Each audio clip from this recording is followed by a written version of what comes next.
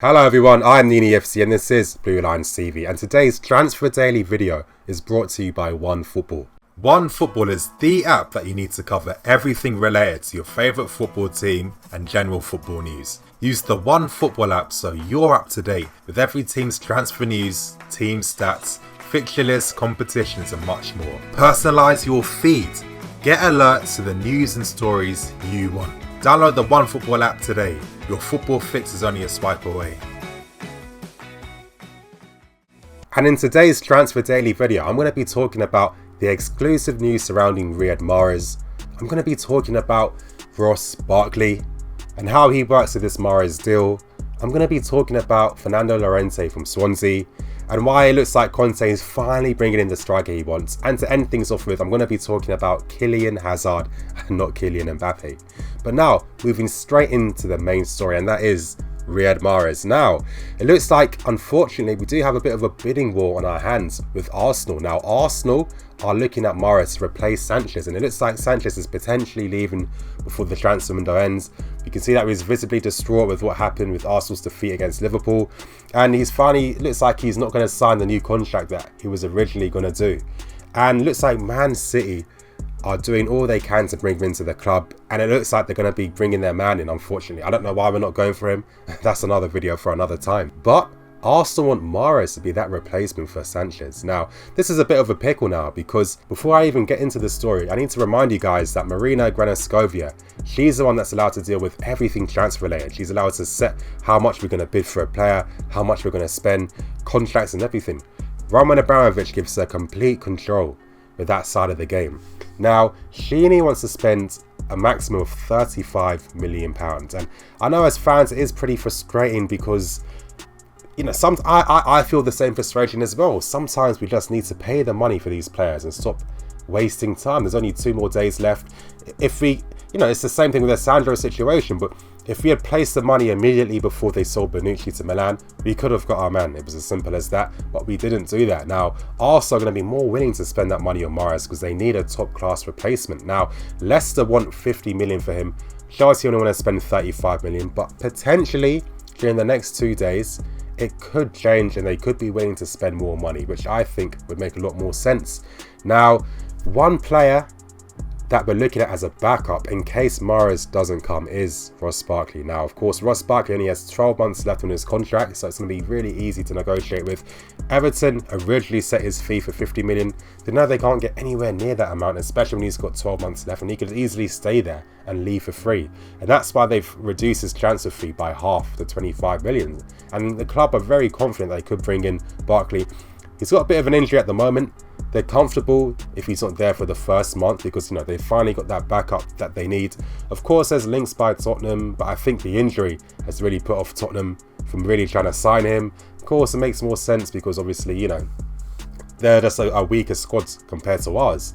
So if the Mahrez deal did fall through, we do want to bring in Barkley as a replacement. But here's the thing. We're going to make bids for both of them. So we're going to bid for Mahrez and we're going to bid for Barkley because if the Mahrez deal falls through, Barkley's there to come and replace him. You guys know my thoughts surrounding Riyad Mahrez. You know, I really like this guy. Before the transfer window even opened, I was talking about the possibilities of him coming to the club and what he could actually offer. Because again, we finally be replacing Robin that we sold all those years ago. Someone who's got a natural left foot and he's comfortable drifting infield. He can beat 1, 2, 3 men. He can play a passing. Amazing on the counter attack. And the beautiful thing is, he'll take pressure away from Eden Hazard. Now, for example, that Man United game when they man-marked our front three and put Herrera on Hazard. Imagine if we had a Riyad Mahrez there. Clubs wouldn't be thinking too quickly just to focus all their efforts on Hazard because if you did, you're freeing up space on Mahrez to damage you. And I think Mahrez is a top-class player. In my opinion, I'll sound crazy, I think he's world-class. I just think he's unlucky that he's playing for Leicester. If he came to the club with the better players around him, playing in a system that suits him more, not being able to, you know, finally stopping this donkey work that he has to do for Leicester all the time and constantly being isolated, you know, getting double marked every game, having no one to link up with, always having to create things by himself. It was basically like what Hazard's been doing over the past few years. So I think if we finally had those two, it's going to complement the front three even more, especially now Morata is our main guy up front linking up with them. Honestly, this transfer needs to happen. I mean, I've accepted that youth won't ever get a chance. It's unfortunate. In my opinion, I would have liked Boga or Masonis to stay. No, it looks like the club want to go for ready-made players already. But even then, one thing I nearly forgot, even in regards to the Mahrez deal, what the club originally wanted to do was they wanted to offer Jeremy Boga on loan to Leicester. So of course, Boga's on there for the season as a makeshift to be able to bring in Mahrez to their club. Unfortunately, Leicester turned them down. It's understandable.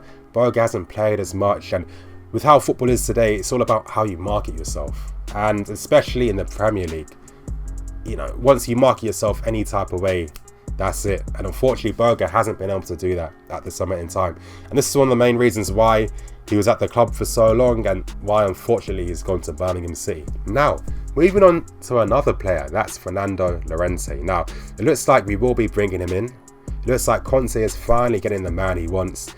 Swansea are very open to selling him now. Why? Because they want to use the money to bring in Wilfred Boney back to the team. And they're thinking Boney's younger, getting more years for him. You know, Llorente, I think he's only got like a year left on his contract. It makes sense to sell him now. And Conte wants a target man in the team. He wants an aerial figure, someone who's got prowess in the air. And of course, tactically, he could really help a lot. Imagine we're chasing a game and we need someone to lump balls to, who can then, you know, then we've got the likes of Hazard and Morata to play off him. That's what Conte wants to bring to the club. Llorente, he wants to come. So this signing will be happening before the transfer window ends. So that's basically our third signing confirmed. And what do I think? Honestly, in terms of the squad depth, I think it's a decent option.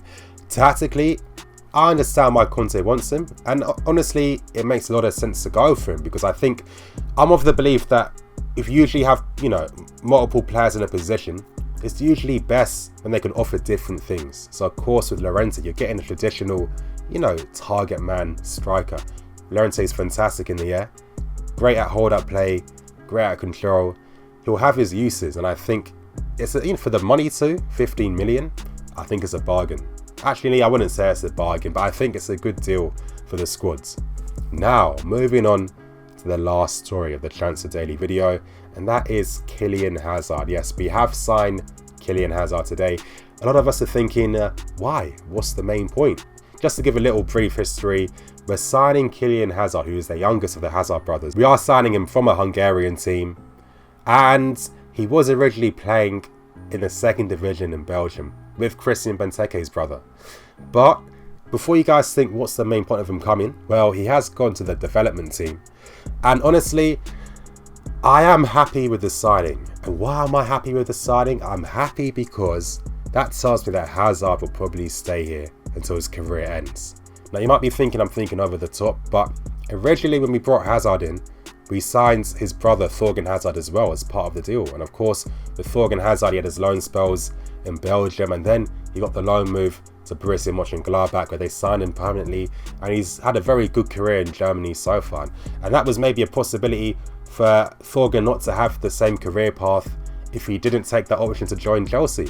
And I think Hazard looks like he secured the same thing for his brother too. And I think the club, you know, they're making these signings in terms of signing Hazard's brothers as goodwill gestures, because of course Hazard is our main guy. We can never afford to lose him. He's what differentiates us from the rest of the teams in the league, because the guy is the best player in the Premier League. So I think all these goodwill gestures make a lot of sense, and I'm happy with them because of course it guarantees me that, you know what, we're showing Hazard, this is how much we want you. We're willing to help you secure your family's future, because of course he is.